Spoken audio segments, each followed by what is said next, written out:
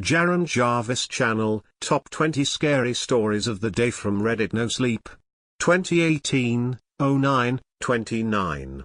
Story 1, my son's been going through a rebellious phase. 11 a.m. 11 a.m. and he hasn't even come down for breakfast. It's tough being a single mom of a teenage boy. I don't complain, hell no, I love my son. Jamie's done nothing but make my life better for the most part. As a little one, he was always so quiet, loving story time and reading books. He had always a higher reading level than most kids his age, something which I always encouraged. We made weekly trips to the library where he'd bolt to look at the books, not even pausing to look at the movie section. As he became older he started coming out of his shell, making friends, but he was still my sweet boy. He always did the dishes without being prompted, was always home at a good time, and always told me what was going on in his life. When he told me his friend was considering suicide, we worked together to help that friend out. A few months ago everything changed.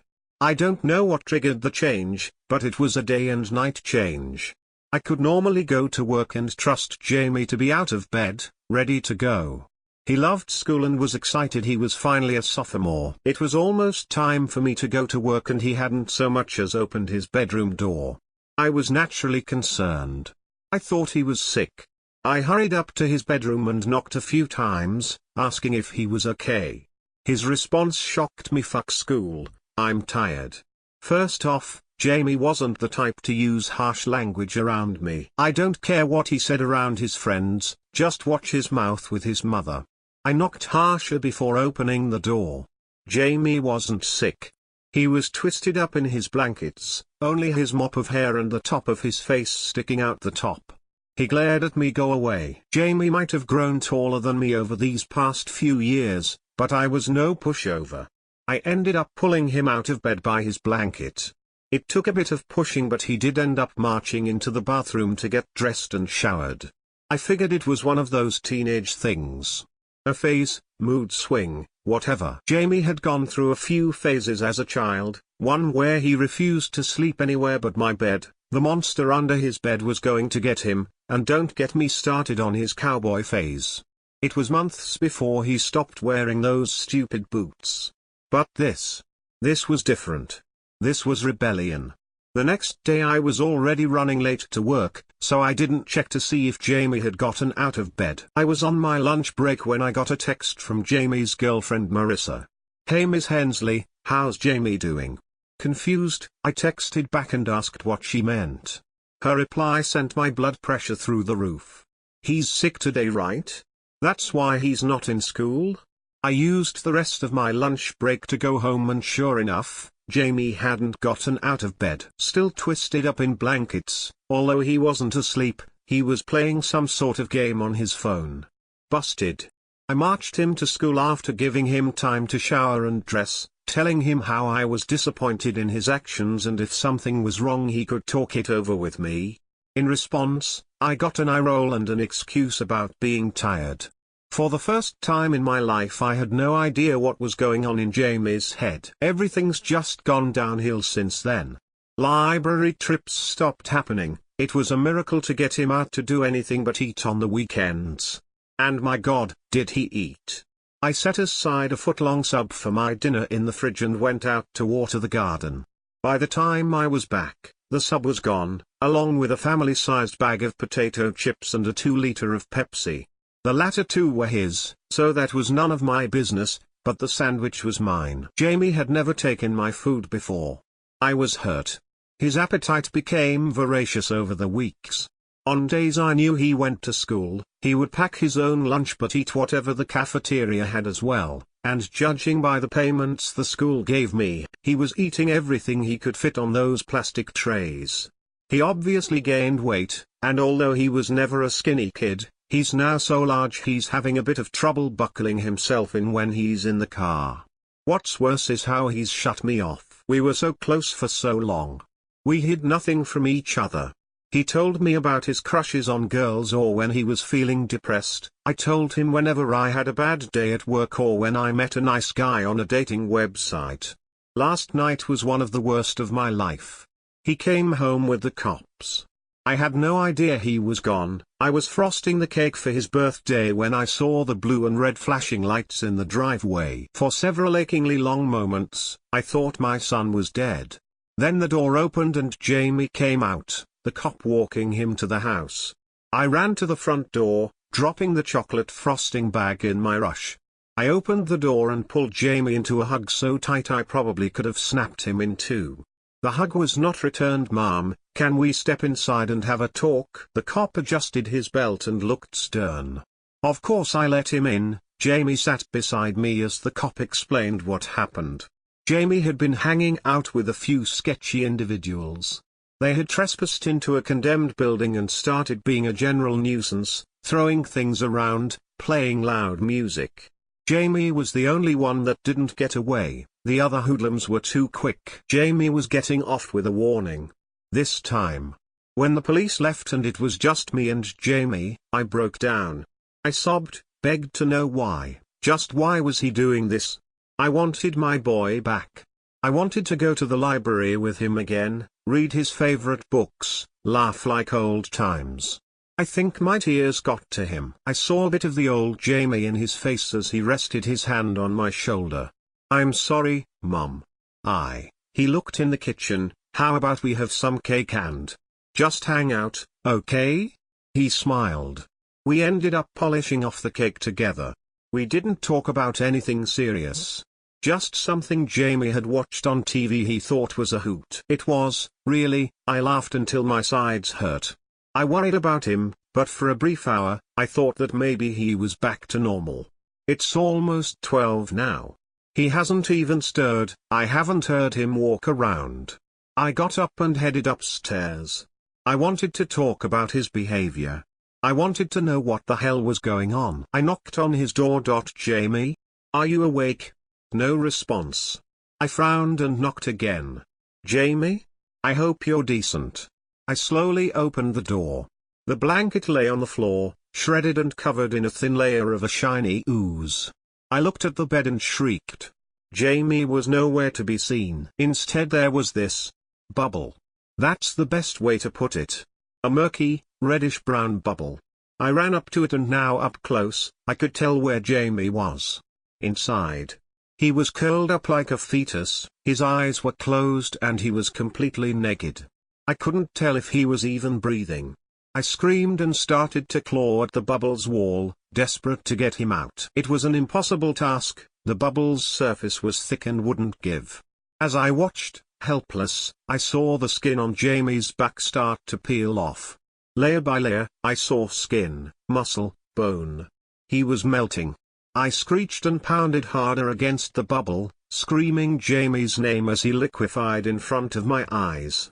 His gut practically exploded with fat, which succeeded in further clouding my view of him. Before his head was consumed, his eyes opened. He looked at peace. No more pain. No more exhaustion. He smiled before the flesh on his face was consumed, leaving behind a grinning skull that too vanished. I sunk to the slime-covered floor, my shaking legs unable to support me any longer. My son. My son was changing. After several moments, I rested my hand on the shell of his cocoon, and strangely smiled as well. Just a phase, people say. This would be just a phase as well. Story 2, I tried showering in the dark. Saw a thread a few months ago about how peaceful a shower in total darkness can be, and the thought both fascinated and terrified me. I'm a big guy, 6 feet 1 inch and 200-some pounds, and I wouldn't really consider myself afraid of the dark, but fuck dude. Pitch black bathroom time? I get super anxious and nope the fuck out of regular well-lit enclosed spaces sometimes. There's no way I could have a nice, relaxing experience in the utter dark. Still, morbid curiosity got the best of me, and after a De Niro-esque psyche-up session in front of the mirror, I found myself making preparations. I have a pretty basic shower routine. Every night, I strip down, put on something jazzy or ambient, and hop in to clean the world off of me and detox from the day's stresses.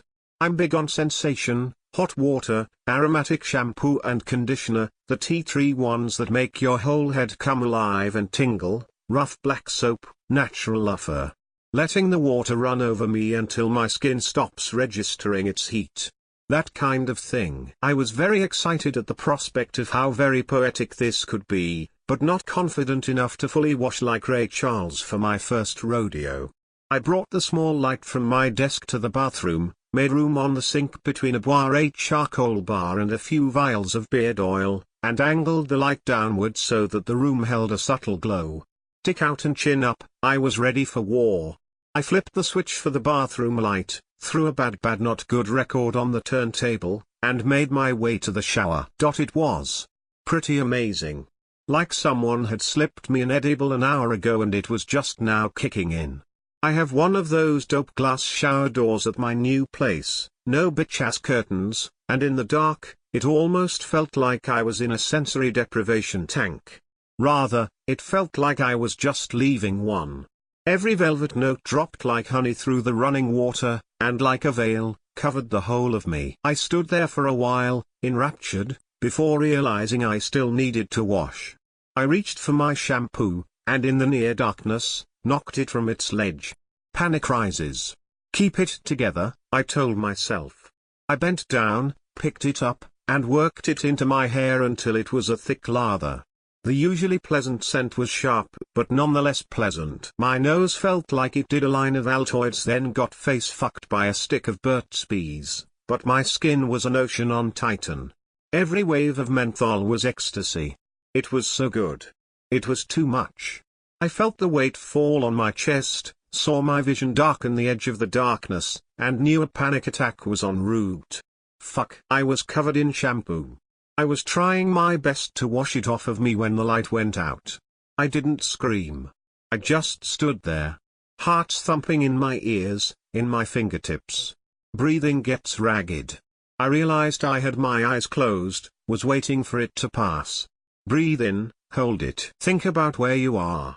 Exhale. Repeat. After a minute or so, the attack subsides, the song ends, and my brain lets itself focus on the shampoo's intensity again. I open my eyes. When I was a kid, I played with this kaleidoscope my granddaddy gave me. Papa Kenny, I'd say. Look it. The old man'd laugh and take a look. I'd point it back at the sky and turn away, reshaping my little universe with each rotation. Hadn't thought about those dumb little toys in a long time. When I opened my eyes, I couldn't think of anything else. The world was a kaleidoscopic fever dream nightmare of fractured black shapes on geometrically impossible black canvases. I was still in my shower, but it felt like a hallway, a catacomb. The shampoo had washed off, but where it had been was stinging now. I could hear time moves slow starting up in the background.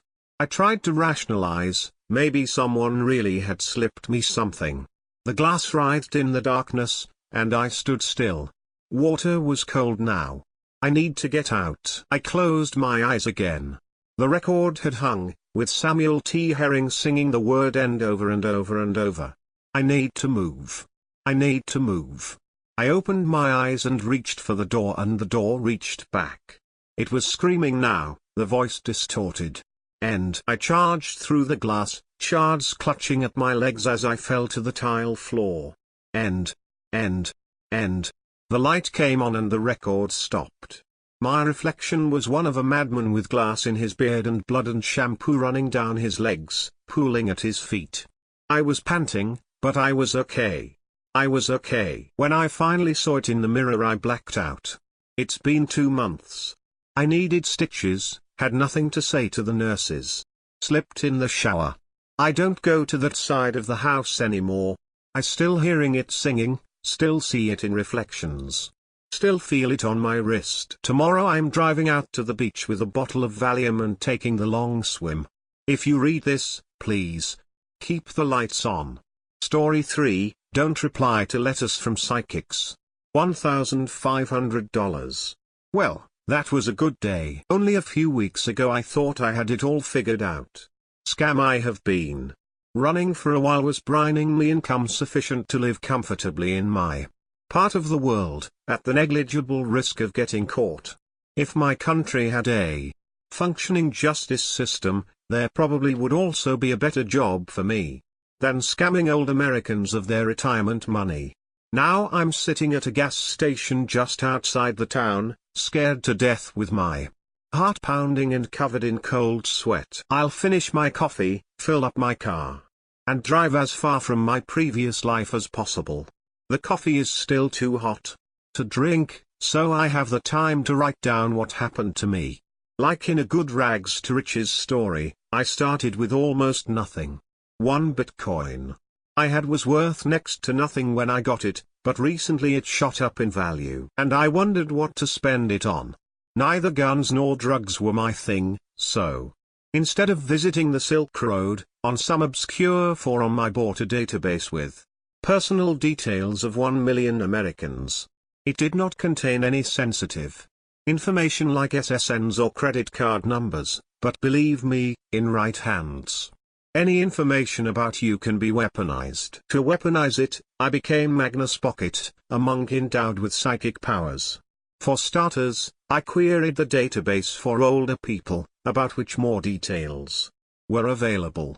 Pet names, dates of spouse death, interesting vacation destinations and such were sufficient to make someone a mark.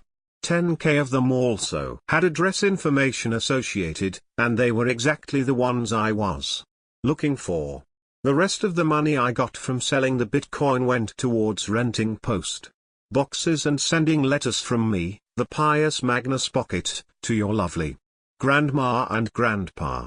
I did not even go into trouble of paying someone with better command of English to write them. I was looking for idiots, and for them. It did not matter. The letters contained a short description of my mission to use my psychic powers to help other people, and the personal detail from the database to make it more believable. Importantly, instead of requesting money, I only asked of what assistance can I be. Those who responded were in for a ride. I did not get many return letters, but I knew that there were gullible people on other side worthy of my efforts in helping them part with their money.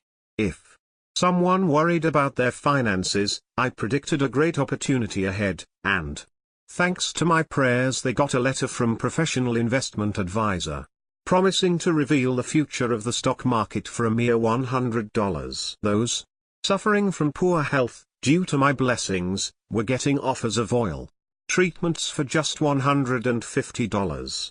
And so grew my little startup, improving my life one senior at a time. The good times lasted until I got a different kind of letter. The message, sent to one of my post boxes, was itself claiming to be from a psychic. At first I laughed. Someone was wasting their time to scam another scammer. Actually, it was an opportunity to learn what my local competition was doing. So I replied pretending to believe that bullshit. It asked me to attach some of my hair to the response, and so I did, but it came from the places not normally basking in the sunlight. The chain of letters continued. Some mentioned details I did not recall putting anywhere online, but maybe the people on the other side had access to a dump of government records from my country. If our IT infrastructure was as shitty as physical infrastructure, it would probably only take a modestly smart teenager to hack it. The last letter from the psychic is lying on the rear seat of my car, among the things I hastily grabbed while leaving my apartment. The content of the envelope terrified me so much that I had to run. The last message was a recent photo of me exiting my apartment. On the back of the photo somebody angrily scrawled my real address and a single word: hyena. Story 4, I just woke up in a place I've never seen before. Last night, I gave my mom a more tender goodnight hug than I usually did before heading up to bed. We had a fight earlier that day, and we both said some things that I'm pretty sure we both immediately regretted. I wanted her to make sure she knew I was sorry, and that I wasn't mad at her.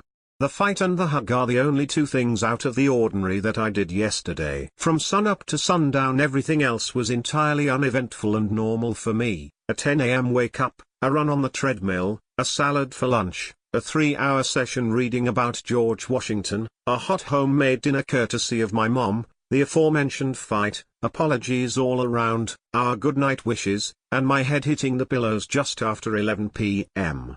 It was the same bed that I had lain in over at least 5,000 times before. Like always, a sliver of light from the street lamp outside found its way into my room through the small space between the curtain and my window frame. It lit up just enough of the poster hanging to the right of my bed for me to see just enough of Alan Iverson's face to find it both funny and a little disturbing that he was seemingly watching over me as I slept. Then my eyelids got just too heavy to stay open, and I drifted off into sleep. That's it. The next thing I knew, I was not curled up under the covers nor laying on the soft memory foam of my queen-sized bed, but instead on the cold harshness of maroon tiles. I was wearing the same striped pajama pants and plain white t-shirt I had fallen asleep in. I was barefoot. I looked around and immediately realized the dimly lit dreariness that surrounded me was a place entirely unfamiliar to me. Before doing anything else, I reached for my right pocket, and breathed a sigh of relief when I found my phone still in my pocket.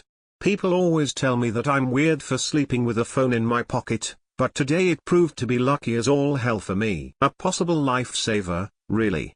My luck didn't end there, as the screen showed that I had decent cell service, decent enough that I should have been able to get a call out. I immediately tried to call anyone who would answer. The police, my mom, even my crazy ex-girlfriend Maggie. All the calls rang, but never stopped ringing. My calls weren't going through, and my good luck seemed to run out there. So that's where I'm at right now. It's been maybe 30 minutes since I've woken up, and I haven't worked up the courage to leave this small room. My phone says it's 8:04 a.m.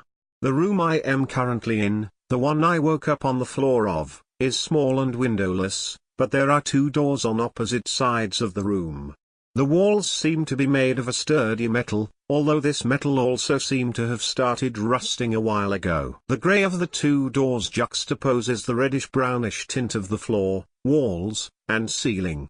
There are a couple pipes in one of the corners of the room, just left of one of the doors. They are thick and a slightly darker grey than the doors. Otherwise, this small room is bare. To conserve my phone's battery, I am going to turn it off while I explore the place. I will be posting updates with anything I discover. 8:33 a.m. update. The first door I opened led into a larger room that was a similar maroon/rust color, also lit by dull fluorescent lighting. Like the room I awoke in, it is windowless and is mostly bare. To the right of the door from which I entered this new room, I found a small metal table on 4 wheels. It was about the size of an end table you might have next to your bed. On it, I found a few random and irrelevant things, a pair of pliers, a roll of grey duct tape that had been mostly used, a pack of menthol cigarettes with only 2 smokes left inside, a couple pens, and a white legal pad with some pages already torn out. I ran through the legal pad to see if there was anything left written in it and found nothing at all. Then I heard a muffled voice coming from the other side of the room. After the initial shock anyone would feel when they realized that they just might not be alone in an entirely unfamiliar place, I listened closely to figure out what was being said. They sounded close, although I couldn't make out what they were saying. I meekly called out with no response or acknowledgement. They continued to talk, their words becoming no clearer. When I worked up to the courage to finally walk to that side of the room, I found another door. I immediately realized that the garbled nature of the voice was due to static interference. I opened the door and found that this room was a supply closet. On the ground in front of me was a pair of boots. Convenient. And on one of the shelves was the source of the speaking, an old-looking walkie-talkie. The voice hadn't stopped since I first heard it. Though still unintelligible due to the static, it sounded like it was just a broadcast on repeat. I changed frequencies, hoping that would make the signal clearer, but I had no such luck. I decided to try my luck. Hello? The static persisted, but the voice had stopped. It wasn't a broadcast after all. My name is Henry Runsighter. Can you hear me? I could now hear a distinct crackling of life alongside the white noise of the static once more. Breathing. Then, the same voice of a woman distorted beyond recognition by the same static. I couldn't make anything she said out, but I was so relieved to know that contact with another human was right at my fingertips. I told her that I couldn't understand what she was saying, but that I would keep the walkie-talkie on my person in case the signal got any better. I'm not sure she heard me, but it's a start. I do plan to keep the volume of the walkie-talkie down because the constant static would be a major nuisance. I'll be sure to check on it frequently in case the static dies down. 11:08 AM update. The boots are about a size too big for me, but beggars can't be choosers. They're on my feet now. I opted to wheel the little metal table into the smaller room I woke up in originally, which I am going to make my ASAT space of operations/bedroom, if I'm here long enough to warrant the need for a bedroom. After quickly exploring that first room, I immediately decided to see what was behind the other door. On the other side of the door, I was greeted with a long, dark hallway. There was a small glimmer of light seemingly coming from the far end of the hall, which I used as my beacon for traversing the nightmare of a hallway. The other rooms at least have some dim phosphorescent panel lights that let me see well past my fingertips, but in this hallway it was almost too dark to fathom. After a painfully slow trek, the light towards which I had been trudging proved to be coming from an open doorway, which led unexpectedly onto a narrow bridge elevated over a steep drop. Thankfully the bridge has railings on both sides of me. There are panel lights above the bridge, and these lights are stronger than the ones in the other rooms. I was shocked to look over the railing and find what appeared to be a dark, sinister, and seemingly bottomless pit. I won't be fucking with that pit anytime soon. At the other end of the bridge, there is another door. This door is a dark red color, a stark contrast to the gray of the other doors I've encountered so far. I opened it and found a room slightly larger than the one I first woke up in. The lights flicker occasionally inside this room, giving it a much more ominous feeling than the others. As you can imagine, my discomfort in that room amplifies immensely with every flicker. There are no other doors inside this room and, unsurprisingly, no windows. I immediately noticed 2 points of intrigue, but was otherwise this room was a dead end. There was a flashlight just lying on the ground, and sprawled in random spots on the grey walls of the room were messages written in what looked like spray paint. I picked up the flashlight first. It was blue, made of plastic, and had a black crank protruding from the top. I pressed the button and it shone a strong, concentrated beam of bright bluish light. Its being crank-powered was only more of a positive, as I'm not likely to find any batteries lying around in this hellhole.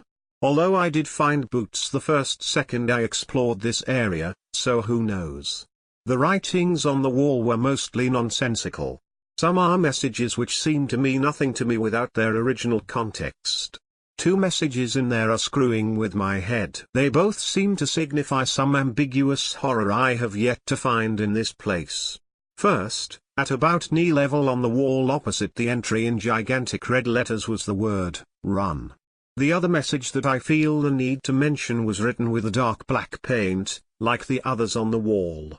It was easy to overlook at first, but once I thought about it I felt a chill run down my spine. If you hear it, it's too late. Maybe I'm not alone in this place, despite its mausoleum feel. But maybe whoever or whatever might be in here with me, I don't necessarily want to meet. I am done talking about this for now. Altogether, I counted 9 messages in that room. Like I said, those messages don't seem to have any real significance to me. Just that other people have experienced a plight like my own. That makes me feel a little better, but not much. Heading back, I shone the flashlight into the pit and I still couldn't see the bottom. The flashlight isn't that strong, but I think it is safe to say that proves that the pit is not exactly a survivable fall. I repeat, I won't be fucking with that pit anytime soon.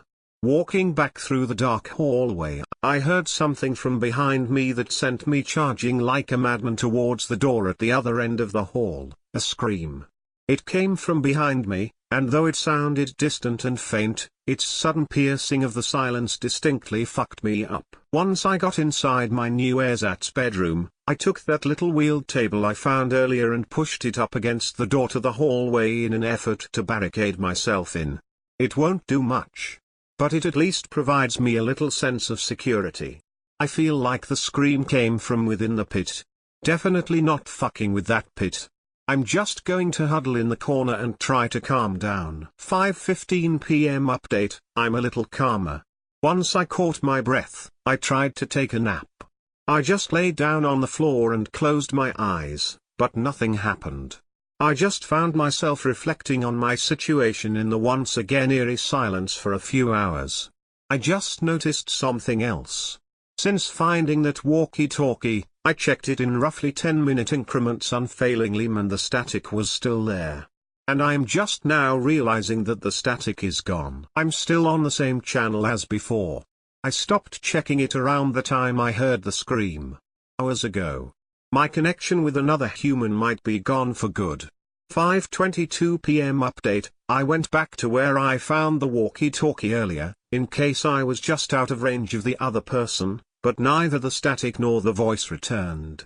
I'm going to keep the volume up now, but not so high that I broadcast my location to whomever is out there. I just can't risk missing any chance of contact. The stakes are much higher and I'm still so confused. Here's another weird thing. I haven't eaten anything since dinner last night. I'm pushing 24 hours with no food. And honestly, I'm not hungry. Maybe it's fear, but 24 hours without food is a long time. It's probably nothing but, I don't know. I gotta find food soon. 6:22 p.m. update, pretty sure I'm having a panic attack. Fuck. I'm too scared to move right now. 7:03 p.m. update, the silence is deafening. Still no food. Still not hungry? Is this normal? Someone help. 8:31 p.m. update, it's been like this for over 20 minutes now. A series of beeps have been coming through the walkie-talkie. Morse code, I'm pretty sure. I'm going to write what I hear down and try to translate it out. 9:05 p.m. update, I had to speculate as to where the message started and where it ended, but after a few times listening to it, I think the Morse code says LGLSFZPKNMNKRHRXLQZQX. The same thing over and over again, preceded and succeeded by a 10-second break. I have no idea what it means. 9:35 p.m. update, the Morse code stopped a few minutes ago.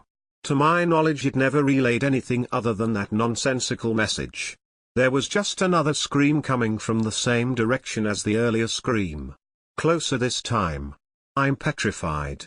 10:10 p.m. update, another scream. Even closer. Longer. Unnaturally long. This one was a higher pitch. I need to stop thinking about it. Still have not worked up the courage to leave this room again. The only thing keeping me from losing my mind entirely is the belief that, if I stay quiet enough, whoever or whatever is out there won't find me. I don't want to die trapped like this. I'll find my way out, but I'm getting tired now. Maybe if I sleep I'll wake back up safe in my bed. 11:03 p.m. update, the ground isn't comfy, and this room is muggy as all hell. Not exactly great for sleeping.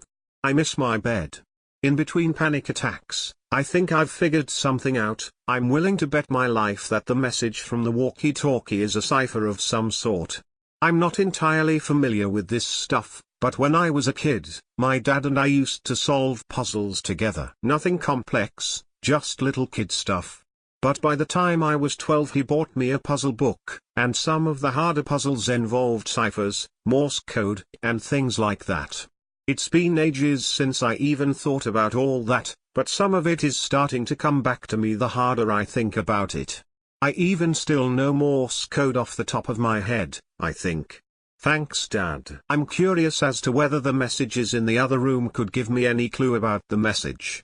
Maybe one of the people who wrote the messages also is who sent out that possibly coded broadcast. It's a stretch, but it also gives me something to work on tonight. I'm exhausted, but I know I won't fall asleep tonight unless I distract myself. I guess I have no choice. I must take a trip towards that pit. Towards those screams. 11:33 p.m. update, my trip to that room was stressful and terrifying, but ultimately uneventful. No screams, no out-of-the-ordinary sounds.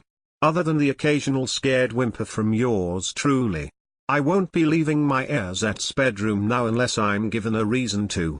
Hopefully this goes better than I can expect. Here are all the messages from that room. It's been weeks. I'm giving up. Sherry, if you've found this, I'm sorry. Kevin. Why are we here? Does anyone know? Run. If you hear it, it's too late. Do not forget. Forgive me for what I did. Nobody is waiting for me. Please don't lose hope. Kevin. One day we will wake up, and things will be okay again, I promise. Hopelessness seems to emanate from the walls here and permeate into my soul. With each passing second, things seem to get worse. I'm not ready to give up yet, but I just might. Every minute spent in here will be a test of my sanity. I have tried to convince myself that if I fall back to sleep, I'll just wake up in my bed and everything will go back to normal. But I'm not that naive. I don't think I'm getting out of here unless I try my damnedest to do it myself. My plan is to attack the Morse code, and hopefully figure something out. Hopefully, you'll hear from me tomorrow one way or another. Until next time. Henry.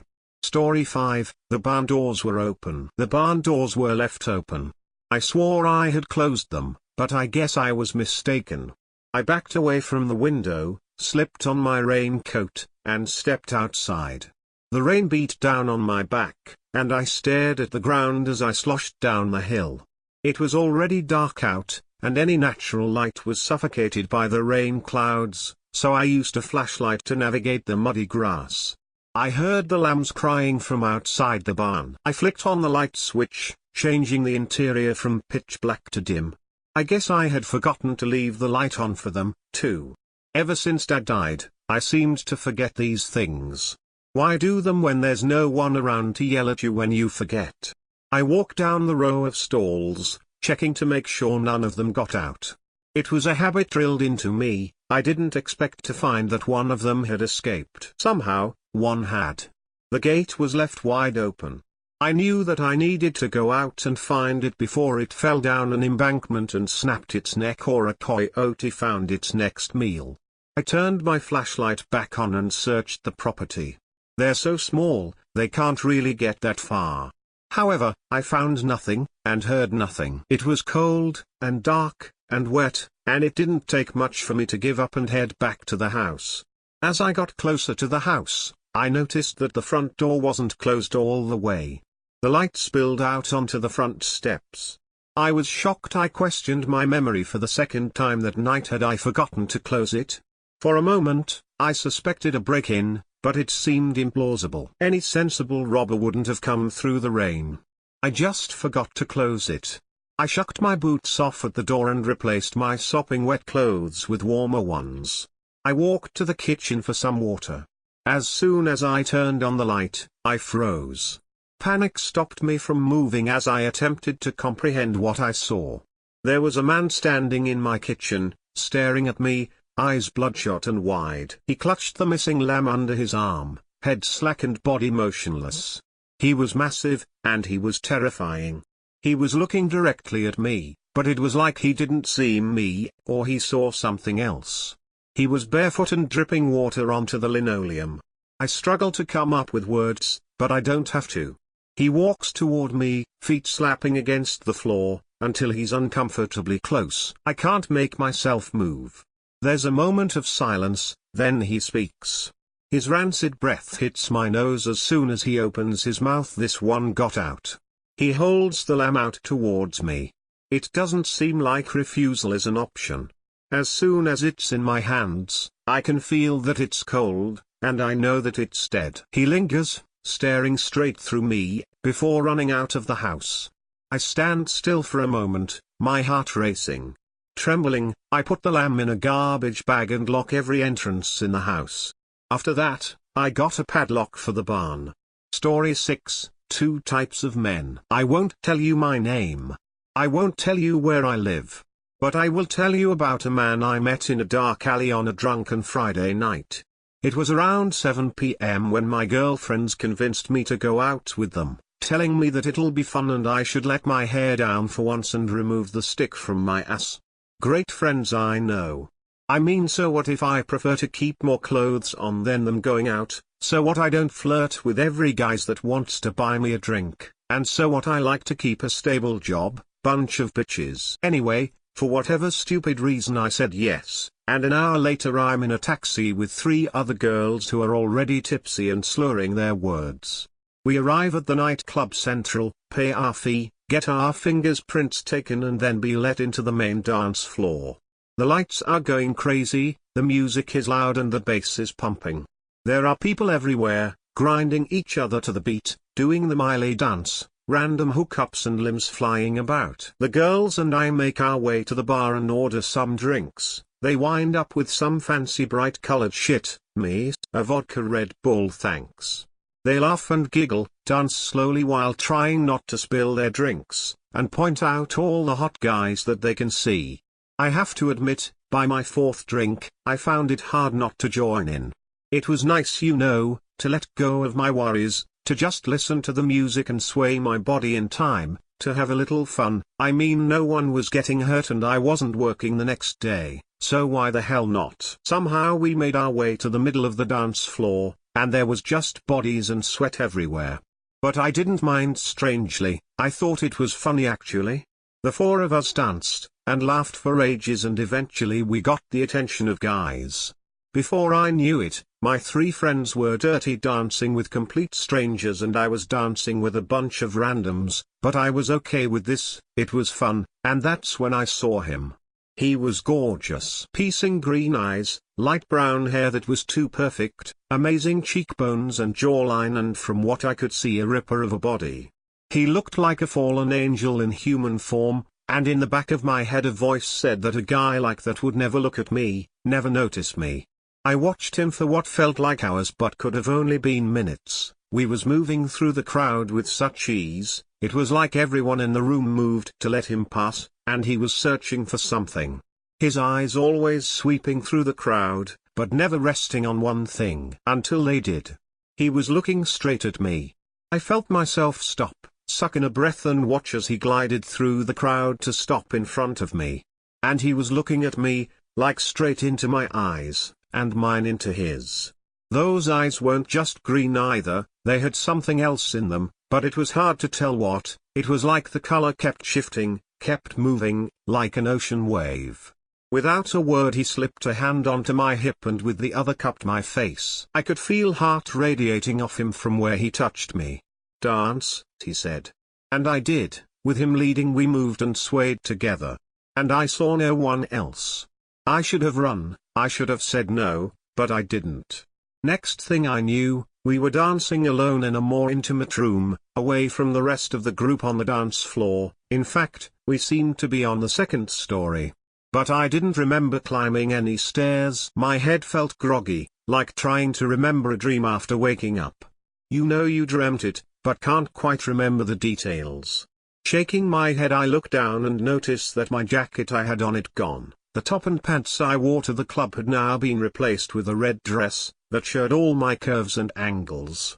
This wasn't right. When did I get changed, and why was I wearing a skimpy red dress? I look up, wanting to ask the gorgeous man if he knew, and look straight into those eyes, the kind of eyes that you could get lost in, that you don't want to stop looking at. What does it matter that I've changed? This looks better on me anyway. And now that we are away from the rest of the group we can dance more freely. Feeling crazy, I push myself away from him, wanting to twirl around and show off my beautiful dress, except when I left his embrace I felt cold air slap against me like jumping into the ocean. I was suddenly alert and all of my instincts told me to run, get away, escape. Except I couldn't, I was trapped. There was no music, no flashing lights, no other party dancers. Just me and a strange older man with hair that was transitioning into silver. Looking around, I realized we were in an attic. There was dust and spider webs everywhere, old junk from someone's forgotten life piled high in every direction. There was one door, in front of me, behind the silver hair man, and one window behind me, that most probably had a nasty drop on the other side. The silver-haired man was still looking at me, smiling, and when I saw his eyes, I saw a hunger in them that had been there before. He was a predator and I his prey. I looked left and darted my hand out into the junk to find a weapon or anything that I could use against him, but as I shift an old family portrait aside to reveal an old red Latin couch, I found one of my friends. Or at least what used to be my friend. Bile rose in my throat as I took it in. There wasn't much left of her, and she too was wearing a red dress like mine, exactly like mine. Her skin was grey and sunken, outlining all of her bones. She looked like all of the blood has been sucked out of her, and her face was set in a look of horror, wide-eyed and gaping mouth. I screamed. What else could I do? I couldn't save her, and I knew that whatever had happened to her, would happen to me. I looked up in time to see the old silver hair man had reached me, and I had no weapon in sight. He gripped my arms, pinning them to my sides, his hands burning against my skin. Slowly he lowered his mouth to mine and began to suck. I could feel it, starting in my chest, a tightness, like it was hard to breathe. Then it grew, moving from my chest out to my legs and my arms, and as he ducked I watched in horror as his silver hair turned light brown, his wrinkly skin become smooth and pink, and those dull eyes became a piercing green. This was it, I thought, this is how I die. Having the life sucked out of me. Yet somehow I was lucky, because someone heard me scream, someone had been waiting. All I saw was a black figure leap through the door behind him and yank him backwards. There was a loud popping sound as the man's mouth left mine, and I fell to the floor gasping for breath. With what little strength I had, I managed to squirm into an upright position and watch just as a silver blade pierced the man's heart. There was no blood, and as the blade slid back out I saw dust begin to drift away from the open wound. Then it was his whole chest, his arms, his legs, all of his body just fell into a pile of dust to the floor. I didn't notice that the dark figure had moved to beside me. I didn't hear him ask me if I was all right, or what my name was. I didn't feel him pick me up gingerly and carry me downstairs, through an empty deserted house, or when he laid me down gently in an alley a block over. He sat next to me for what must have been hours, until the sun started to rise and I was able to move freely and able to come to terms with what I'd just witnessed. I looked at him then, and saw him for the first time. He wasn't gorgeous, or drop-dead hot in any sense. There was nothing overly notable about his appearance: brown hair, brown eyes, black top and pants with a black jacket and a long silver blade tucked into his belt. He was the most attractive man I'd ever met. "What just happened?" were the first word I ever said to him. His reply: "There are immortals that live among us, but their immortality comes with a price. A price paid for by the innocents." He gave me a once-over, nodded and continued, "This will be hard to hear, but your friends are dead. They had their life essence or souls, whatever you want to call it, sucked out of them by that man. The four of you have been missing for 6 months, and I have been hunting him for 10 years. I believed him. Who wouldn't after what I'd just seen and experienced? I pushed myself up. He stayed sitting as he watched me. I placed a hand on the wall to steady myself and looked down at him. "Are there more out there?" "Yes." "Will you hunt them?" "Yes." "Then I'll help you. We've been together ever since." It's the least I could do to get revenge for my friends, and to pay him back for saving me. In this world, there are 2 types of men, ones who will suck you dry and ones who will keep you alive. Story 7, me and my friends explored an abandoned asylum. So for starters, you probably see a lot of posts like this one, but nonetheless, let's get started. When I was a junior in high school, me and my 2 best friends, let's call them Annie and Merlin, who I have been friends with most of my life, we decided to try urban exploration of abandoned buildings like what you'd see on YouTube. So before we delve into the story, I want to give you a bit of background. I met Merlin 3rd grade. Me and him were inseparable like brothers. He was always shorter than me but thicker. He had a somewhat muscular build to him while I was skinny and not very muscular. We always hung out, just the 2 of us really, until halfway through 3rd grade a new girl came to our small town. Her name, as you've likely guessed, was Annie. She was short and sarcastic, and almost instantly she was part of our group. And we grew up together watching creepypasta videos on YouTube and reading them online. Eventually, we found our first exploration video, but just like most, nothing paranormal actually happened in this video, much to our dismay. But still, we were hooked. We watched all these videos, particularly Sam and Colby.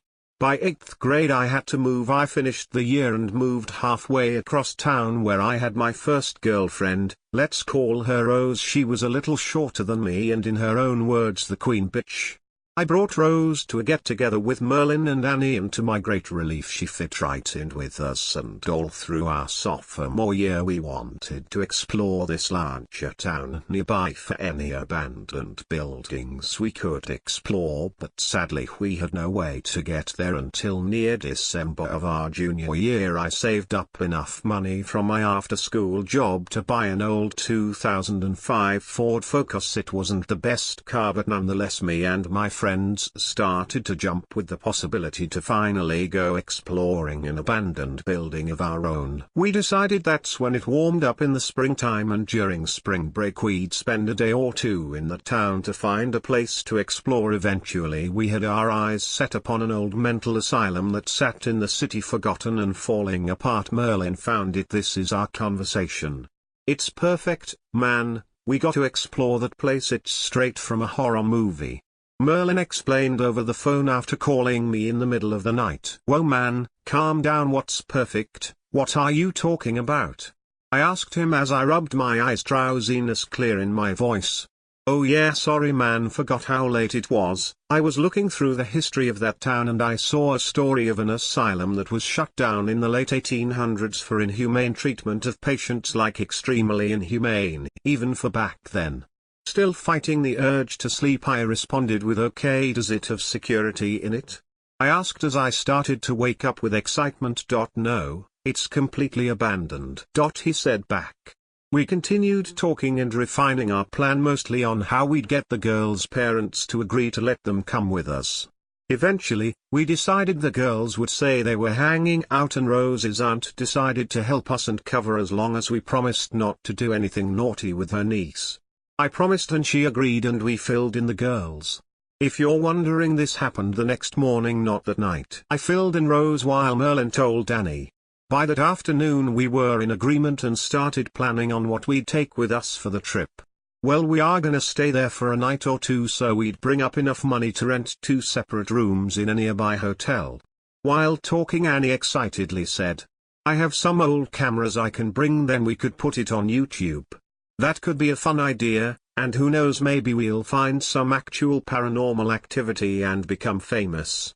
Merlin said back. Okay, that's a good idea, but more importantly we need flashlights. The place is abandoned and we'll be there at night, so no light. I said back, also offering to bring those. Well, do the cameras have night vision then? Rose asked. Along the next half hour we went over the supplies and equipment we'll bring with us on the trip, and the next day we all piled into my car, Rose in the front seat and Merlin and Annie in the back, and on the 3-hour trip to the other town we listened to music and talked about what was going to happen, coming up with theories and then trying to scare one another. Soon enough we were in the town and pulled into the hotel parking lot where I checked us in. We got 2 rooms each with 2 beds, and being faithful to my promise, guys slept in one room while girls slept in the other. After getting comfortable we got out the duffel bag, which was filled with all the equipment we brought with us. We brought 2 night vision cameras, 4 flashlights and the cords needed to charge our cameras, and extra batteries for the flashlights. We had planned for all the horror movie tropes where the flashlights and cameras died, just in case. Then, after making sure everything was charged and had fresh batteries, we set off for the asylum just as the sun was setting. We made it there shortly after setting out and parked in a nearby parking lot of a store, then walked with our equipment to the asylum where we found the gate locked, so we walked the perimeter of the fence, eventually finding a hole in the fence that me and Merlin held up for the girls to go through. And they did the same on the other end, so we could army crawl past the fence. Once inside the fence, we made our way to the building, which surprisingly one of the side doors was unlocked and led into the building. From the outside, the building stood on a small hill and surrounded by a chain-link fence with barbed wire on top of it. The building itself was 5 stories tall and wide, with a lot of the lower windows busted, yet the 2 top stories of the building were completely untouched. The only damage to it was the peeling of the paint which permeated the outside of the building. A few graffiti tags were also visible around the body of the building, but other than that it seemed untouched and forgotten by the town around it. Once inside, more graffiti surrounded the walls and there was trash everywhere, broken glass papers, broken hospital equipment, even empty food wrappers and empty spray paint cans left there. As we continued in further into the building, it got colder and a musty smell filled the air around us, leading me to believe no one's been in here for a long time. Even the paint cans were all rusty and looked old. After entering the building and looking around a bit, we got out our flashlights and me and Annie both got the cameras, and no, we did not split up. I was in the front while she stayed in the back, so we decided us two should have the cameras, then switch later in the night. We walked around the building recording and joking around, picking up and reading some files in what seemed to be the reception area. We learned that there were all kinds of crazies who were locked up here. Some were even unstable murderers who were locked here and experimented on. Most ended up dead, but the few who survived were left here to rot in their cells after the building was shut down. Hearing this, we as expected were creeped out and excited at the same time. One patient that stuck out to me was a woman who enjoyed killing people and torturing them to hear their screams as they died slowly, and it's said she would laugh continuously as she did this. The doctors apparently thoroughly experimented on her, but she always survived. These experiments would compare them to her own murders. She was left to rot tied down on a cot in a padded room on the very top floor. After reading her file, we decided we had to check out her room, and so we went to the nearby staircase and started up towards the top room, and halfway up Rose decided it would be a fun idea to start laughing. Suffice to say, we all jumped from her maniacal laugh, which was soon followed by her normal laugh. We continued up the stairs a little more on edge this time and finally reached the 5th floor, which was counted as the 6th by the building because of the basement. We then made it down halfway of the hallway where Rose tripped on an IV thing used by doctors. I caught her in mid-fall, then thinking being cute I kissed her, and as we kissed we heard laughing piercing the air around us. Knowing it wasn't Rose this time, since my lips had just been attached to hers, I instantly blamed Annie, who just as quickly denied it being her, which Merlin backed her up since he was looking at her when the laugh happened. We decided it was nothing, which was stupid, I know. We continued on, reaching the room of the laughing lady, the name we gave her. The door was still locked, so Merlin, who now had Annie's camera, pointed it into the room. We then, all looking at the small screen that showed what the camera was looking at, saw a smiling face of a woman appear. We jumped back, dropping the camera. Then the previously locked door creaked slowly open, and without another thought, we bolted, running to the stairs. Since she was looking back, Rose once again tripped over the IV, but this time I was unable to catch her. Her head hit the floor and she was knocked out cold. I dropped my flashlight and turned around, picking Rose up in my arms. Then, hearing a loud laugh, I looked back towards the room to see a lady in a hospital gown laughing as she held a silver scalpel in one hand. Terrified, I turned back around and ran for the stairs, noting Annie and Merlin didn't notice what happened and were already down the stairs. I booked it, going down the stairs quickly, trying not to fall while carrying my unconscious girlfriend in almost complete darkness. Only the flashlight which beam shone down the hallway provided what minimal light I had before entering complete darkness on the floor below me. Eventually, when halfway down the 3rd floor stairway, I heard the laugh again, along with Merlin shouting shit. When he realized me and Rose were no longer behind them, then as I hit the 2nd floor hallway, a white hot pain shot through my back and I fell, making sure not to knock Rose's head off of anything else, and covering her smaller body with mine. I saw the bottom of a hospital gown standing over me. Then another burst of pain erupted from my back, followed by a stabbing pain in my thigh. Then a light shined over me and the laughing lady was nowhere to be seen, but there was a scalpel protruding from my thigh where it was embedded. Merlin then commented on my back, which had 2 deep gashes in an X formation down it. With adrenaline pumping through me, I pulled out the scalpel and got to my feet. Merlin then supported my weight as Annie and I shared Rose's weight so we could walk down the remaining staircase and out the door. We managed to get through the fence where Merlin drove me and Rose to a nearby hospital, where we realized we lost both cameras at the asylum, but no way were we going back for them.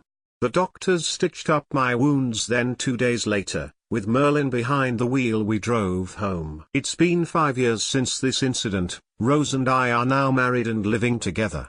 Yet every night I'm awoken to a disembodied laugh that seems to surround me. Surprisingly, I've gotten used to it, but recently the laughter has seemed to come from a sleeping rouse. Story 8, Mr. Law, but Elith I am sitting at the kitchen counter. Bourdain has made eggs and French toast. I've ate very little of it. I pick at it, move it around on my plate, but that's it. My homecoming was uneventful. Vlad and Maverick came back first and gave everybody the lowdown. When I got back here, Betty cried and hugged me. She gave me the report of what happened here. To their credit, Valentino and his sirens were perfect guests. The sirens seemed leery of being around Helsing.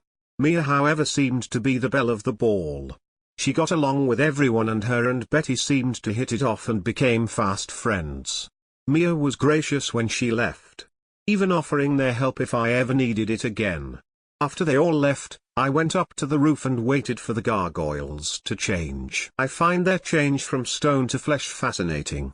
When they woke up, they told me Vlad gave them some of the details before the sun came up. I filled in the rest and they seemed pleased. Mountain felt the king and queen would be incredibly impressed, and it could lead to a formal alliance between Aetion and the kingdom. Just before I got home, I called Talbot. He seemed happy I made it back okay, but he was busy dealing with Nikita and Cynthia. Nikita has withdrawn a little bit and Cynthia was in full-blown drama queen mode still. He assured me everything will be fine in a few days. I wish I had such an optimistic outlook. I feel like I don't have a purpose. I look at Bourdain. Sorry, dude. I'm just not hungry today. The food is excellent. Bourdain says something and takes the plate away. I head upstairs. One of the rooms up here was built for balls and whatnot. I've turned it into a music room. In the corner is a stack of speakers and amps. A Fender Mustang like Kurt Cobain's sits against it. I started playing a while back. I want to be a rock god, but practically the fretwork keeps my left hand from stiffing up. Lately I've been playing high desert stuff, which sounds good through the orange setup I got. It seems when it comes to a guitar sound, I'm a dirty girl. After a half hour I turn everything off and put the guitar back. I'm just not into it today. I head back downstairs and back into the kitchen. Van Gogh and Bourdain are having a conversation. A thought occurs to me. Van Gogh. The gremlin walks over. Have you found a spot to call yours? He shakes his head no. Have you been to the basement yet? Again he shakes his head no. Come with me. I have a purpose for the moment. I take the gremlin down to the basement. We walk to the back. There is 3 large 6-foot-tall barrels back here. Jason found them somewhere. The cool thing is the barrels are empty and the whole front of each them swing out. At the time I thought it was kinda cool, but now one of them will be functional. I open one of them and a light Jason hooked up comes on. What do you think? The gremlin walks in and looks around. You are used to being underground and technically we are right now. Plus this barrel adds some coziness. I could add a plank with a mattress. This area out here can be used too. It's just, I'm not Jason. I can't do what he can, but I'll do my best. The gremlin smiles. This good then? He nods. Excellent. Welcome to your little slice of the world then. Van Gogh hops out and we head upstairs. We pass a small barrel nearby. The leprechauns made good on their promise and sent some whiskey. I think I will get shit-faced drunk later today. Perhaps I will invite Cynthia and Nikita over to join me. Van Gogh hangs out with Bourdain and I go take a nap. I wake up from that and go to the courtyard and get stoned. It's too quiet. It's too empty. It's too boring. I hate this. With Jason and Snowflake on, I realize how much room they really took up. I try to make myself useful and check in with Caleb and Michael. They tell me everything is okay and they don't need help. I go to Betty's office. Tell me you have something. No, sorry. Not at the moment. I lean my head back and moan. This sucks. Why? After what you went through. A couple days off is a good thing. Now Jason and Snowflake is gone. I lost my constant source of irritation. Now I don't know what to do with myself. Irritation. What's that mean? Betty lights a joint. Seriously. What was that supposed to mean? Oh honey. I had a feeling we would have this talk. What the hell are you talking about? Betty shakes her head as she pulls a file out of her desk. You have it the worst way for Jason. You have lost your goddamn mind. He is your type. I don't have a type. You are going to make me do this, aren't you? Do what? I might not need Jason and Snowflake here. You are doing a fine job of irritating me. Betty pulls out some pictures and lays them on the desk. There are 5. Diesel farm truck, Julian, Talbot, Jed and Jason. You have a type. Look. They all look different, plus Julian is black, so ha. True. Julian is black, but you two have been through life of death situations. Together you saved each other's life. That's a bond you have. He also can hang with you intellectually. You can't be with someone you can just steamroll over. That's one thing all these men share. However, Julian is now inertian. Your paths have diverged, so let's put him to the side. She pushes Julian's picture to the side. Now we get to the nitty-gritty. The rest look the same. The facial hair and tattoos, look. Jason with his long goatee, farm truck with his long beard, Jed with his constant 5 o'clock shadow and Talbot with his regular beard. Also they are rule breakers that live by no one's ideas who they should be. You have a type. The hooligan with the heart of gold, who look rough around the edges. This is all bullshit. So you having relations with Talbot bullshit? What? How do you know that? I'm a ghost and don't sleep. Also there were times where both of you were quite loud. I blush so hard my head feels like it's going to explode, but he is a leader of a pack and already has a mate for life. Since you can't give birth to a wolf baby, he can never truly commit. So let's put him off to the side with Julian. She slides his picture over, which leaves us with farm truck and Jed. One is a musician who is a tad rougher than you can deal with. Add the fact he would be gone all the time, so he's out. She pushes farm truck's picture to the other side of the desk. Now we have Jed. Let's cut to the chase. He is a wraith, so he is out. She pushes his picture over to farm truck's pic. Betty holds up the last picture of Jason that leaves one left standing. He is smart enough and has enough devil-may-care attitude to keep you from being bored and challenging enough where you can't push him over. That's why he irritates you. It's grade school all over again. You pester him and he irritates you back. You want his attention, and if it comes in the form of irritation, so be it. Let's not forget he has the look you seem to love. You need a hobby. You sit around here all not sleeping and coming up with conspiracy theories. Really? Yeah, really. I see. If I could grant you one wish to bring one of these men here right now, who would it be? They are all my friends. That's not what I'm asking. It's Jason. We both know it. Get out of here. If it is Jason, I would have him here to finish the stuff around here like Van Gogh's Spot. And to have him figuratively pull your ponytail. I see the way you look at him. You see what you want to see. Or what you won't admit to. He is intelligent, doesn't put up with your crap. Every time you needed him he has come through. Think of the times he has defended you against everything. Fought the clowns, checked the house so it was safe for you to go in, etc., etc. The shit has hit the fan and he has taken some of the blows for you and has the scars to prove it. If it wasn't for him this place would be a dump, and you know that. In fact, he has touched if not improved every aspect of your life. Plus he has the look and the attitude you are attracted to. You love him and you need to reckon with that.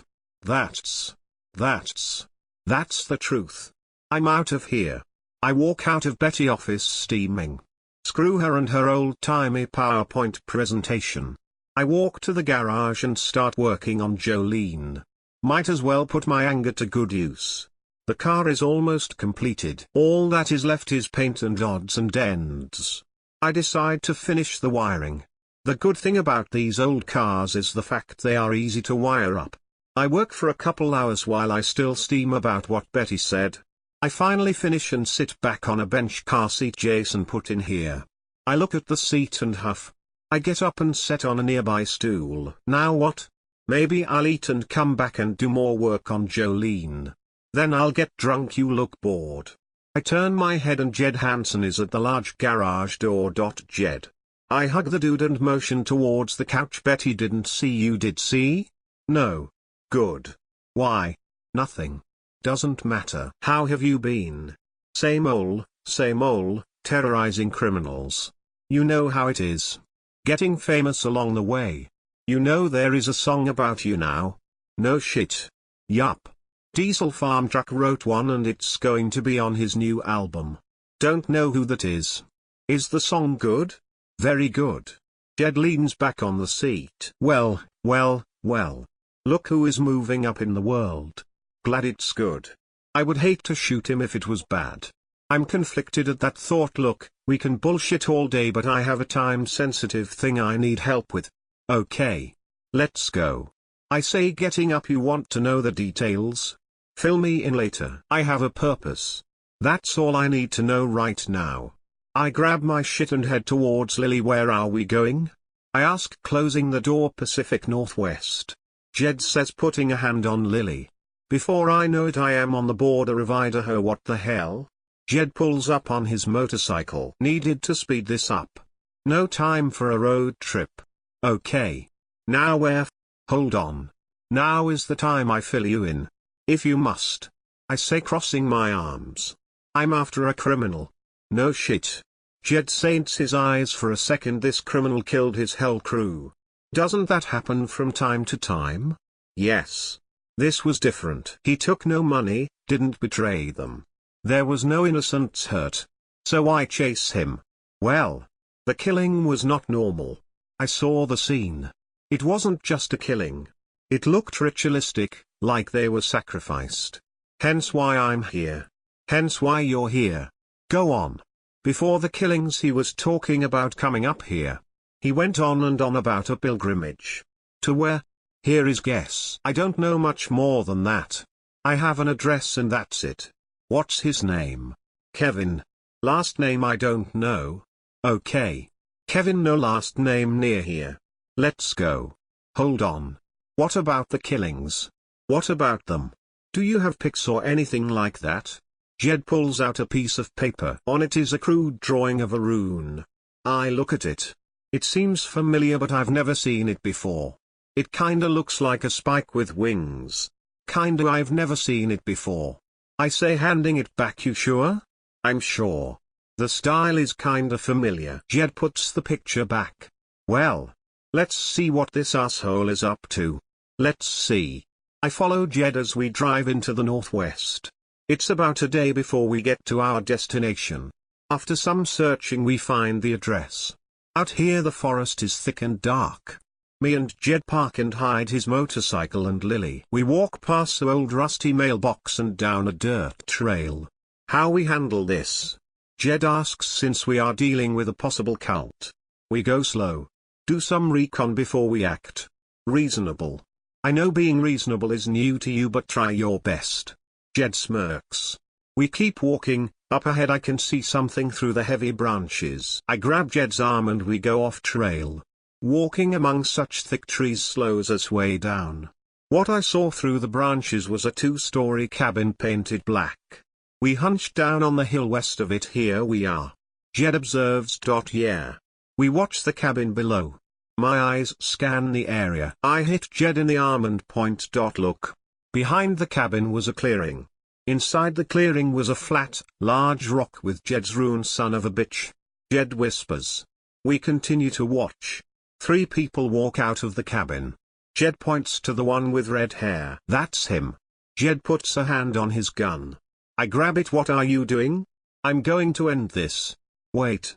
Something feels off. Don't do anything. Jed looks at me for a moment and lets go of his gun. The 3 people set up cages, like a big dog kennel. Kevin supervises and provides an occasional hand. Once they are done they go back inside. We wait until they come back out, moving people that are tied up. Okay. We should move closer. Slowly we make our way down the hill. We stop about 50 feet from the clearing. At this distance I see no similarities between Kevin and his friends. The other man looks like the bro bodybuilder type. His black hair is closely cropped. The woman looks like a typical housewife. At first glance they don't look like they belong together. Much less doing cult stuff. Kevin supervises his 2 friends put the captives in the cages. By my quick count, there are 26 people. What are the people for? Jed asks. Nothing good. I assure you. Kevin starts talking. We are close. Soon the price will be paid and we will be in the realm of the soaring death. Batilith, our god. Who is Batilith? Jed asks. I put a finger up to my lips. Kevin keeps smiling. Come. Let us prepare. The bodybuilder puts a hand on Kevin's shoulder. We will finally join the others. Yes. We are the last. What an honor. The housewife says. Yes. Our endeavors have allowed the others to go on. We are the gatekeepers. Tonight we shall shut the gate behind us. The three go back inside. I turn to Jed. We need to free the captives. Well. That's not in my job description, but all right. We run from the bushes towards the cages. Several people start begging for help. Quiet. Don't make them aware we are out here. Hurry up. Hisses a woman. Each cage is locked with a chain and padlock. I could shoot the padlock off. Jed offers no dice. The manufacturer has designed the lock to withstand that. We got to get them out somehow. I know. Hello, Jed Hansen. Who is your friend? Kevin's voice booms from loudspeakers under the roof overhang on the cabin. Jed and I take cover. We are shootout veterans. Come out, Kevin. No one else has to get hurt. Now that doesn't sound like the Jed Hansen I know. You know I only hurt those that deserve it. I scan the cabin. I don't see any loudspeakers at one time. That would me, the deserving. I am beyond that now. I am enlightened and moving on. Come out. Maybe I can help you move on. There is laughter from the loudspeakers. I don't need your help. I appreciate the offer, however. Where are the other two people? I don't like this. On one hand, I am touched you came to see me off. You kinda messed up the ritual, but I can work around it. Kevin starts chanting accompanied by his friends. The language is rough and unpleasant sounding. God damn it. The language sounds familiar, but I can't place it. I know for a fact, I've never heard it before. The cabin windows start glowing. The glow looks very much like aurora borealis. The glow intensifies and starts to stream out and illuminate the area outside. Jed looks at me. Thoughts? Get ready. Something is about to happen. Agreed. We pull our guns out. The chanting continues at a fever pitch. The room starts to glow behind us. There is a flash of bright light and the cages catch on fire. If that wasn't bad enough, time seems to slow. The door opens and Kevin and friends dressed in black robes walk out. We fire at the same time and the housewife and bodybuilder fall and roll down the steps. Kevin just smiles. He acts like the slow time isn't affecting him. He moves so fast, he is almost blurry. The screaming of the people being burned alive sounds like howling in slow time. Kevin looks at us. His voice sounds deep and slow. Well, Jed.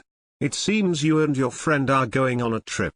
The toll has been paid and heaven doesn't care who comes. Kevin is silhouetted by the light coming from the rune.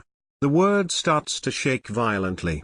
My stomach drops and I feel nauseous. Jed starts raising his gun.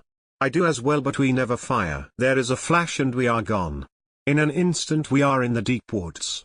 Well, I am anyway. Something is off. These trees are redwood size. We weren't in an area that had redwoods. The sky is lit up with aurora borealis. Okay. I need to get my bearings. I look up to the sky and none of the stars don't look familiar. I close my eyes and gather myself. I don't know where I am, but it's not the Pacific Northwest. I look around to look for Jed, but I don't see any signs of him. Shit. I walk around calling out in a harsh whisper. Jed. Jed. He doesn't answer. In the distance I hear many people walking. I hide behind a tree. After a couple minutes, I hear Kevin. They are dead. It's horrible, I know. On the other hand, I brought 2 sacrifices. Batilith will be pleased. Now go find them. I watch the group spread out. It's too dark to make them out. Just figures in the twilight. Once I feel it's safe, I resume to look for Jed. As I walk on the forest floor, I notice I'm the only thing making a sound. No animals, birds or insects seem to be here, which adds to the wrongness of this place. I go from tree to tree keeping a low profile. Every once in a while I whisper. Jed. Nothing. I don't know if I should be scared or pissed off at the moment. I stop and lean on a tree. I need to sort this out. Okay. I don't know where I am. The dude I was helping Jed with brought us here and he has reunited with his cult friends. That brings me to the first problem and maybe the biggest. If Kevin brought us here, we can't kill him until we know where we are. Shit. Jed isn't going to be happy about that. I will just have to keep him from killing Kevin until we know what's going on. Then he can kill him until he is dead for all I care. My thoughts are broken by a hand being placed on my mouth. I scream and throw an elbow but it is caught. Quiet. You'll wake the dead. The hand lets go. I spin around and hiss Jed. As I punch him in the chest. Where have you been? Getting the lay of the land. Getting the lay of the land? In this dark? How is that possible? Jed leans back. Baby girl. I grew up in the hills. I've spent most of my life hunting and tracking for dinner and sport. I know my way around the woods no matter where they are. By the way, where are we? Not in Kansas. Other than that, I don't know. Got any ideas? The way I see it, Kevin knows where we are. So you can't kill him until we know. Why? Look around you. The stars are off. We have no idea where we are, much less which direction we should go to get home. I don't like this plan. You can figure out something. I did. Kevin was our ticket here. He will be our ticket back. Period. Jed makes a face. I can tell he doesn't like the plan but tough shit. It's the only one we have at the moment. Before we can finish our conversation, there is a high-pitched noise. What the hell was that? Jed asks. Don't know what animal that is. Big game hunter? Come on. We need to go the opposite direction. The high-pitched noise is multiplied and seems to be all around us. We take off running. I look back and see a figure flying towards us at a high rate of speed. Faster. I scream. The high-pitched noise echoes out again. I am tackled from behind and spun around. The person that tackled me is nothing I've ever seen. Her hair was being replaced by soft brown fur. There was patches of the fur all over her naked body. The nose was shrunken and turned up. Sharp small teeth filled her mouth. Her ears seemed bigger than usual and were pointed. Her completely black eyes looked at me with hatred. The woman lifts her head and lets out a high-pitched noise. In the distance there are many, many responses. Something comes from the side and knocks her off of me. I look over and see she is unconscious. I look up and see Jed standing there with a large stick in his hand. Good looking out. Yup. He says helping me up. This thing has friends that are coming. I know. We need. No. What? We are going to let them take us. You lost your goddamn mind. Or this is the best and fastest way to get to Kevin. Ooh. I get it. I'm not sure about this. It's our best shot. You know this. Still. I overheard Kevin say he was going to sacrifice us. I guess we need to do what we need to do before that happens. That's going to be tricky. No doubt. Several of those bat-human things spring forward. We are both tackled to the ground. I look at Jed. Do you trust me? Yeah. For your sake I hope we live through this or I will haunt you forever. Jed slightly smiles. Fair enough. That is the last thing I hear before I'm hit and knocked out. Story 9. Has anyone else ever camped at Wolf Rock? If you have spent any amount of time in the outdoors, you have had some kind of weird experience. If you haven't, just wait, you will. I have heard things, seen things, and felt things I can't explain, but the one that sticks out the most was my experience at Wolf Rock. My first strange experience there happened opening morning of turkey season 2 years ago. My brother-in-law and I were stopped on the dirt road above the ridge overlooking Wolf Rock. It was about 30 minutes before daylight, when we noticed lights coming from the ridge. They flickered like lanterns and were moving along the ridge towards us, then disappeared and reappeared down towards Wolf Rock. It was like they were on a loop, because when they reached about where Wolf Rock was, they would disappear and start all over again.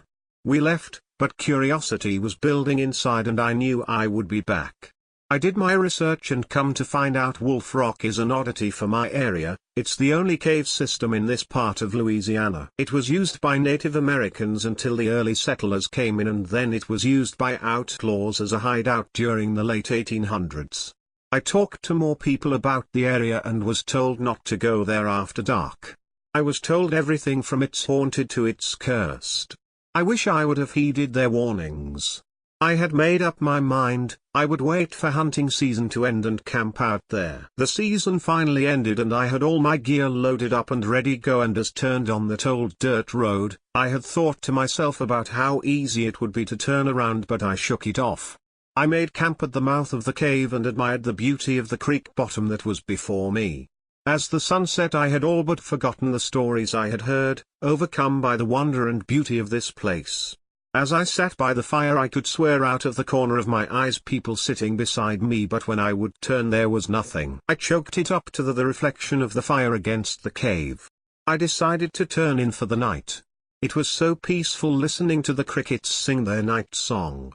I couldn't imagine why anyone would think this place was. The crickets just stopped, and in between my tent and the dying fire a figure was standing there. I yelled out from the tent, "Hey, can I help you?" No reply. I yelled again and still no reply. I turned to grab my Smith & Wesson .357 Magnum out of my bag, but when I swung back around it was gone. Try as might I could not go back to sleep. I got out of the tent and stoked the fire. I started to hear sounds, but I couldn't figure out what they were, but as it drew closer, I could tell it was voices. I looked to where the voices were coming from. I could see lanterns headed towards me. My heart was beating out of my chest as they drew closer and closer, then just like that they were gone. I went back to the fire thinking about leaving and coming back in the morning for my stuff. I decided to go get my gun and my bag and head back to the truck. As I was bent over in my tent grabbing my stuff, a shadow cast upon me. I turned and there was a man wearing buckskins, dark-skinned, and a flint knife in his hand. He hollered and ran towards me. I emptied my revolver into him, but he kept coming. I was frozen in fear as he plunged the knife into my chest. I screamed in pain and he was gone. I reached to my chest, but there was nothing and the pain was gone. I ran all the way back to the truck and headed home.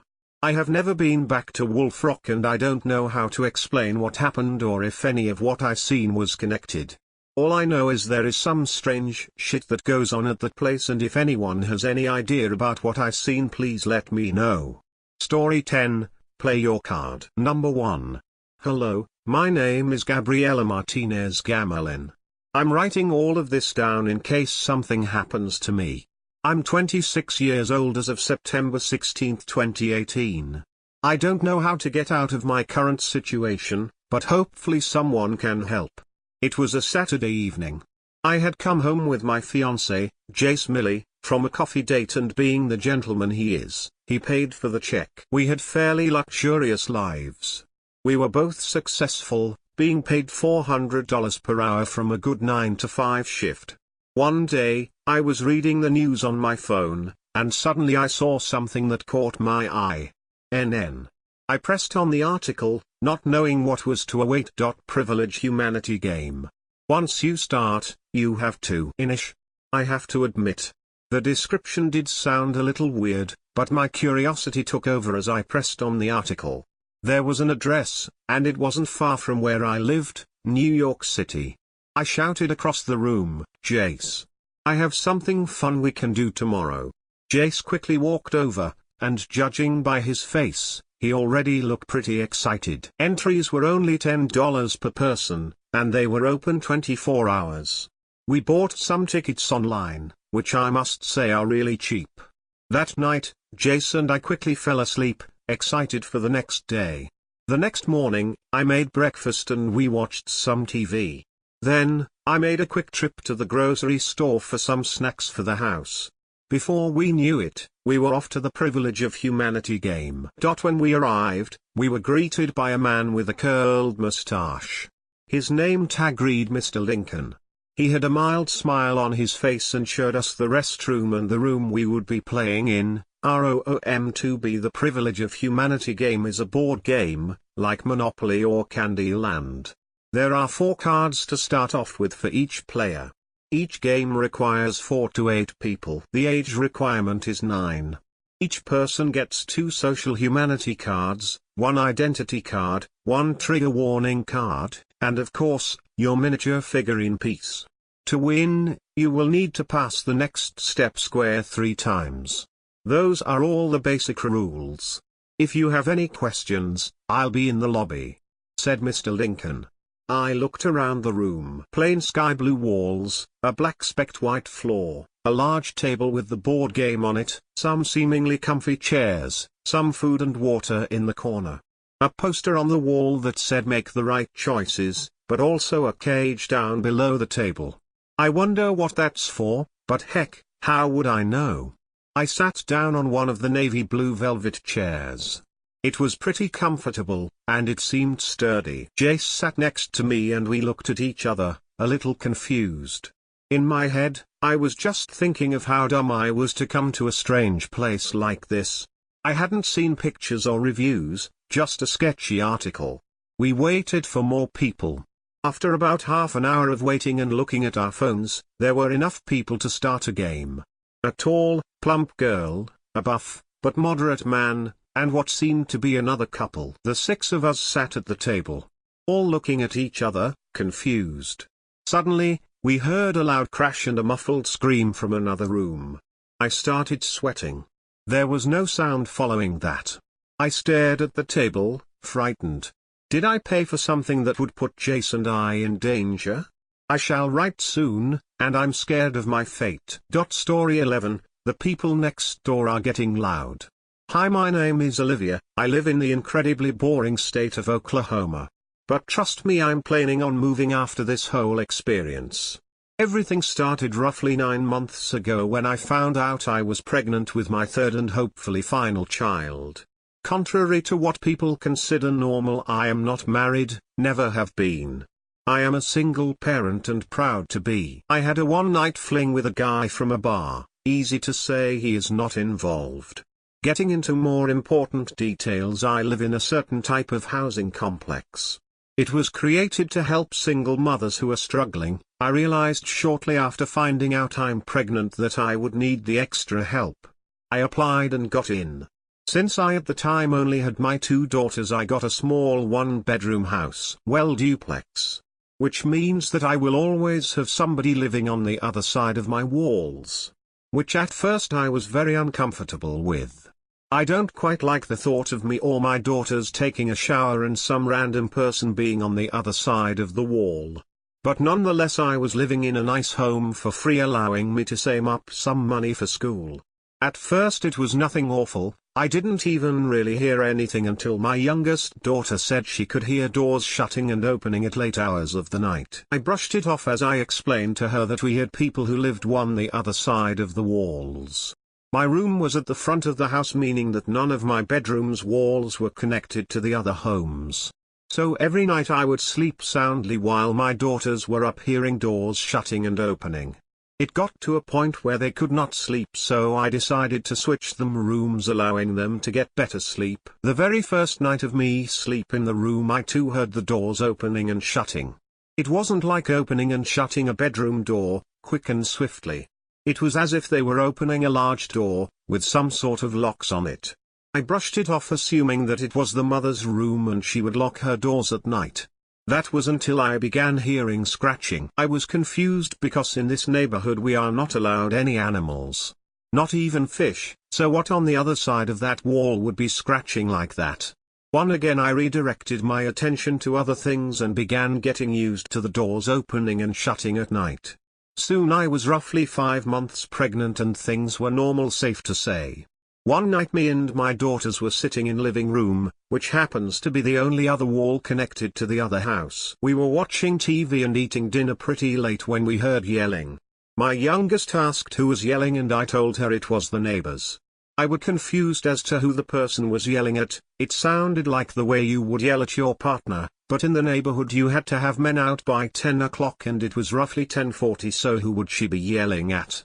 The fight continued for only a few minutes with another door shutting and loud sobbing. I then told the girls to go to bed, cleaned up and called it a night.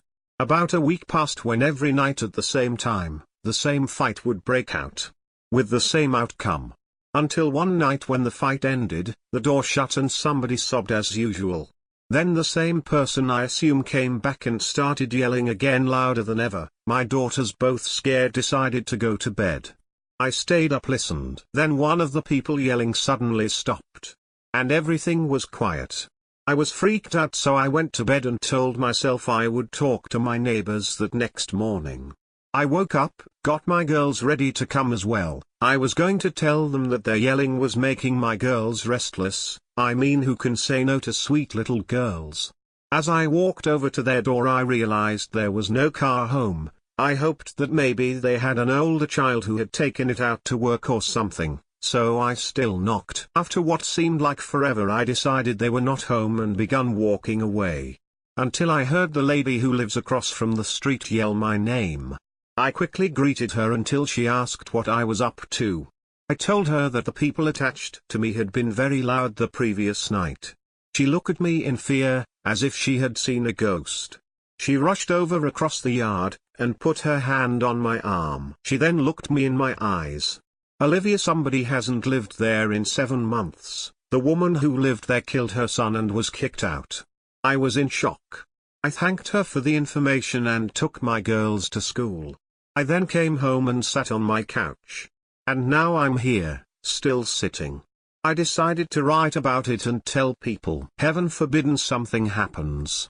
I'll try and keep you updated if something happens. Any support is welcomed.